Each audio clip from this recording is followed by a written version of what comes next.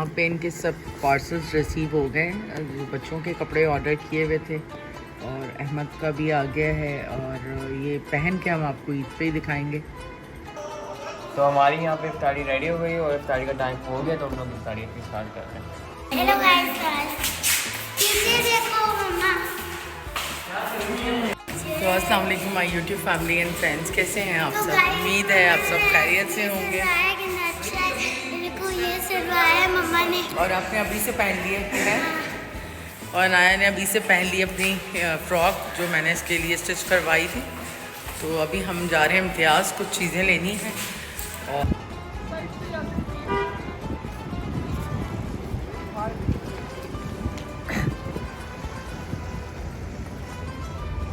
हम लोग आ गए हैं इम्तियाज़, लेकिन हम लोग पहले जाएंगे एक ही मार्केट से पहले देखते हैं कि क्या हमें चीज़ अच्छी लगती है।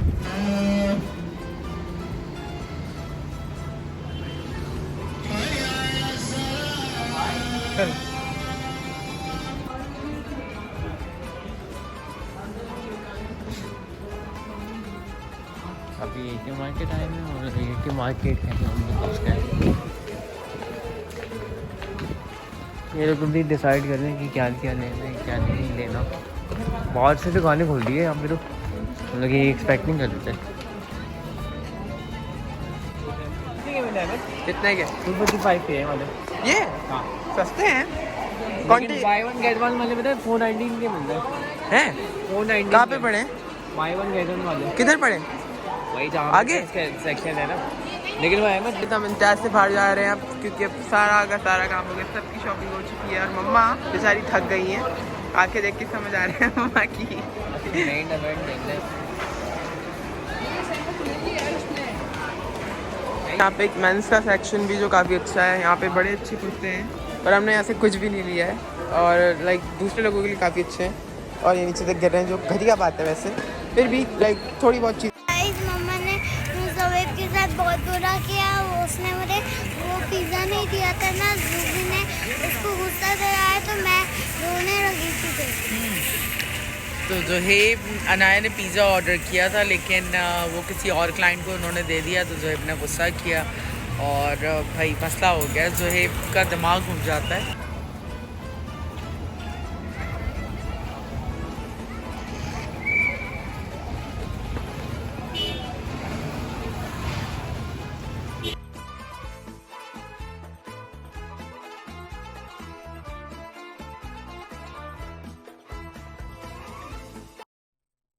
तो बच्चों की फाइनली शॉपिंग हो गई कंप्लीट, और मेरी तबीयत आज बहुत ज़्यादा ख़राब हो गई है, क्योंकि पूरा रमज़ान हो गया है और बिल्कुल नींद भी नहीं हुई है, और आज तो मेरी कुछ ज़्यादा ही तबीयत ख़राब है। बिल्कुल हिम्मत ही नहीं थी मेरी, मार्केट भी मैं गई हूँ तो मुझसे चला नहीं जा रहा था, इतना ज़्यादा मुझे वीकनेस हो रही है, और बिल्कुल जो है खड़ा नहीं हुआ जा रहा है। तो ऐसा लग रहा है जैसे डिहाइड्रेशन हो गई है बहुत ज़्यादा, और मेरी आइज़ भी जो है ना वो बहुत ज़्यादा रेड हो रही हैं। हेडेक बहुत ज़्यादा था, मुझे वैसे हेडेक होता नहीं है, लेकिन आज बहुत ज़्यादा हेडेक है। इवन मुझसे जो है ना बात भी नहीं हो रही, इतना ज़्यादा मुझे हेडेक हो रहा है। आई थिंक मेरा ब्लड प्रेशर थोड़ा सा शूट अप किया हुआ है, इसकी वजह से ये इतना ज़्यादा हो रहा है, और बिल्कुल हिम्मत नहीं है जितना भी मैं ब्लॉग बना सकूँ वो मैंने बनाया है और आप लोगों से शेयर किया है। तो क्योंकि घर के काम भी इतने ज़्यादा होते हैं, फिर प्लस सहरी अफ्तारी और बहुत सारे मामलात और भी हैं ज़िंदगी के, जिनको लेके चलना पड़ता है। तो समटाइम्स बस बंदा एग्जॉस्ट हो जाता है, और आज मैं भी बिल्कुल, मेरी एनर्जी ड्रेन हुई हुई है, क्योंकि आज हमारी जो प्रेशर मोटर है ऊपर की वो भी ख़राब हो गई है, और सुबह से जो है पानी का इतना मसला हो रहा है कि पानी बहुत बहुत हल्का आ रहा है, बिल्कुल ना होने के बराबर। तो काम करना और डिफ़िकल्ट हो गया है, और गर्मी है उस वजह से भी। लेकिन तबीयत देखें कल तक सही हो गई तो ठीक है, वरना कल हॉस्पिटल जाऊंगी, क्योंकि ये ना हो कि ईद पे ज़्यादा ख़राब हो जाए। बिल्कुल स्ट्रेंथ नहीं है मेरे अंदर इस वक्त। जो है अफसोस भी होता है कि बहरिया टाउन में रहना मेरा जो है ज़िंदगी का सबसे बड़ा गलत डिसीजन है, यहाँ रहना, क्योंकि नॉर्मल लाइफ से हम बिल्कुल कट गए हैं। और ज़िंदगी जो है वो शहर के अंदर ही है। यहाँ बिल्कुल लाइफ नहीं है। आप मेरे आसपास देख लें आप, तो आई थिंक हमारे एक फ्लोर के ऊपर जो है 44 अबव अपार्टमेंट हैं, जिसके अंदर अ, मेरे ख्याल में कुछ ही लोग रहते हैं, मोस्टली खाली हैं। और जो कुछ लोग रहते हैं वो भी चले जाते हैं, मोस्टली सिटी या विलेज चले जाते हैं। तो फिर कोई भी नहीं होता है यहाँ पर। तो बस जो है ये उस वक्त तो डिसीजन सही था जब मैं यहाँ आई थी कोविड-19 के टाइम पे। लेकिन अब आई थिंक हमें यहाँ से जाना चाहिए, क्योंकि ज़िंदा रहने के लिए ना आपको लोग भी चाहिए और ज़िंदगी भी चाहिए। तो इस तरह आप जो है ज़िंदगी नहीं गुजार सकते हर चीज़ से कट ऑफ होकर। और यहाँ बिल्कुल भी ज़िंदगी के कोई असरात नहीं है। बहुत ही जो है हसल बसल नहीं है बिल्कुल, और बहुत ज़्यादा ही सन्नाटा है। इवन मैं आपको बताऊं कि जो शर्ट्स जो हैं, अ, अगर कराची में 500 की एक टी शर्ट है, तो यहाँ पर वही टी शर्ट जो है 17 to 1800 की एक ही मॉल में मिल रही है। तो लूटने की भी इंतहा है कि यहाँ पे रहने वाले लोगों के पास ना तो हराम का पैसा है, ना उनकी कोई मिलें चल रही हैं, लेकिन कोई प्राइस कंट्रोल जो है डिपार्टमेंट नहीं है, कोई जो है पकड़ धकड़ नहीं है। जिसका जो दिल चाहता है वो उस प्राइस के अंदर बेचता है। और इम्तियाज़ तो टोटली कचरा बेच रहा है इस वक्त, टोटली बहरिया टाउन के अंदर जितना। तो इम्तियाज़ स्टोर के जितने भी स्टोर्स हैं उनसे जितना भी कचरा बचता है वो ये यहाँ ला के बेचते हैं। और जो साइजेस इन्होंने रखे हुए हैं उस साइजेस के पता नहीं बच्चे कहाँ होते हैं, मुझे तो नहीं पता। जो शलवार कमीज़ के इन्होंने साइजेस रखे हुए हैं वो भी ऑड साइजेस रखे हुए हैं, डबल एक्सएल के अंदर रखे हुए हैं। अब हम सिटी से इतना दूर रहते हैं कि आने जाने में हमें 2-4 घंटे लग जाते हैं। और जो चीज़ें यहाँ अवेलेबल हैं वो इंतहाई एक्सपेंसिव और घटिया हैं, दोनों चीज़ें। तो बैरिया टाउन मैनेजमेंट को इस चीज़ को ज़रा देखना चाहिए, क्योंकि यहाँ पे रहने वालों के पास हराम का पैसा नहीं है कि वो बिल्स भी डबल ट्रिपल दें। और उसके बाद जो वो कोई चीज़ की परचेजिंग करने भी चाहें तो उनको जो है मार्केट से हट के 3 गुना ज़्यादा महंगी चीज़ दी जाए।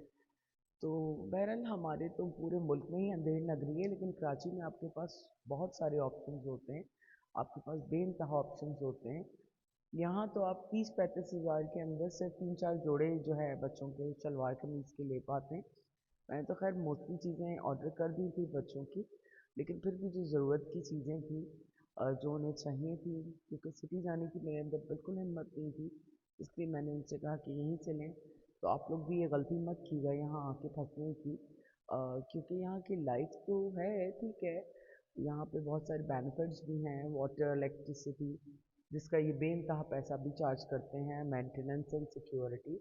लेकिन उसके बाद आपके पास कोई दूसरी चीज़ नहीं है, ज़िंदगी आपके पास मौजूद नहीं है। आप यहाँ दीवारों के साथ रह सकते हैं, लेकिन इंसान यहाँ बहुत कम है, और जो हैं वो मिलते नहीं हैं। तो हर बंदा अपने अपने शेल में बंद है और अपने अपने प्रॉब्लम्स के अंदर जो है घिरा हुआ है, क्योंकि यहाँ लाइबिलिटीज़ इतनी ज़्यादा हैं कि आपको सबसे पहले तो उनको पूरा करना होता है।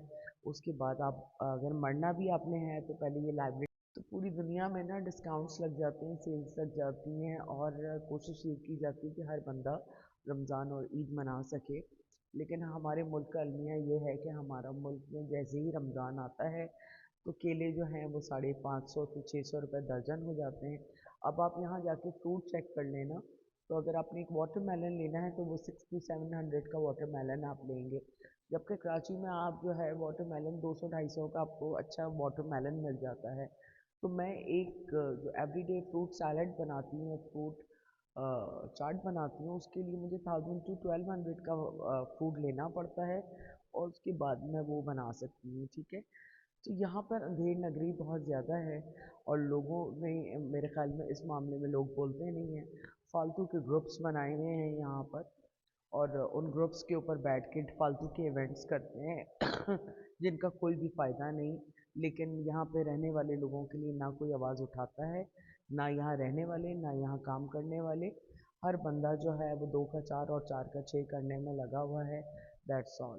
लेकिन हमारे मुल्क में ना ज़्यादातर जो नाचने गाने वालियाँ हैं ना, ईद तो वो मना रही हैं, और इज़्ज़तें भी उन्हीं को मिल रही हैं, रिस्पेक्ट भी उन्हीं को मिल रही है। जिनका ही थर्ड क्लास जिनका कल्चर, जिनका वो जो काम, जिनका धंधा है, जो उन लोगों को रिस्पेक्ट भी मिल रही है, उनको इज़्ज़त भी मिल रही है, वो सारी खुशियाँ सेलिब्रेट भी कर रहे हैं। जिनके पास हराम का पैसा है, स्टेज शो करके, डांस प्रोग्राम्स करके और फंक्शंस कर करके ये लोग रिस्पेक्ट भी गेन करते हैं और इनको रिस्पेक्ट भी दी जाती है और इनकी ज़िंदगियाँ भी बड़ी कंफर्टेबल हैं। लेकिन हम आप जैसे लोग जो मेहनत करते हैं, रोज़गार करते हैं, सेल्फ मेड लोग जो कमाते हैं, हमारे लिए ज़िंदगियाँ अजीरन और अजाब हैं।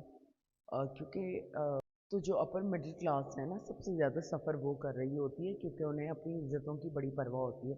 खैर मैं तो किसी कॉम्प्लेक्स का शिकार नहीं हूँ। मैंने ज़िंदगी में बड़ा अच्छा पहना और बहुत अच्छा खाया है और दुनिया का ब्रांड पहना है। जिन ब्रांड्स के मुझे नाम भी नहीं पता, मैंने वो भी पहने हैं।